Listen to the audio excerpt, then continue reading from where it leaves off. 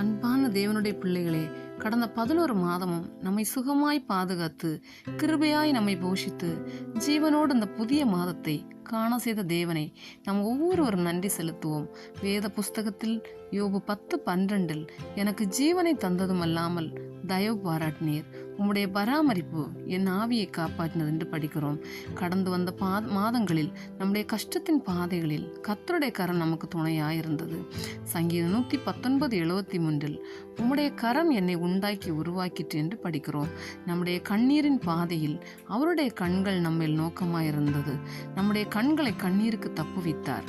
நமக்கு வந்த சமாதான குறைவுகள் எல்லாவற்றிலேயும் அவருடைய சமாதானம் நதியைப் போல நம் கூட இருந்தது. வேத புஸ்தகத்தில் யோபு 5:24 உம்முடைய கூடாரம் சமாதானத்தோடு இருக்க காண்பீர், உம்முடைய வாசஸ்தலத்தை விசாரிக்கும் போது அதில் குறைவை காண மாட்டீர் என்று படிக்கிறோம். அந்த சமாதானத்தின் தேவன் நம் கூட இருந்து இதுவரை நடத்தினார். அவர் நமக்கு இந்த புதிய மாதத்தில் வாக்கு தருகிறார். எரேமியா 30:11 உன்னை ரட்சிப்பதற்காக நான் உன்னுடனே இருக்கிறேன், உன்னை ரட்சிப்பதற்காக நான் உன்னுடனே இருக்கிறேன் என்று. ஆம் தேவனுடைய பிள்ளைகளே, பாவத்திலிருந்து, வியாதியிலிருந்து, கடன் பாரங்களிலிருந்து, கண்ணீரிலிருந்து, கஷ்டங்களிலிருந்து இதுவரைக்கும் நம்மை ரட்சித்து நடத்தினார்.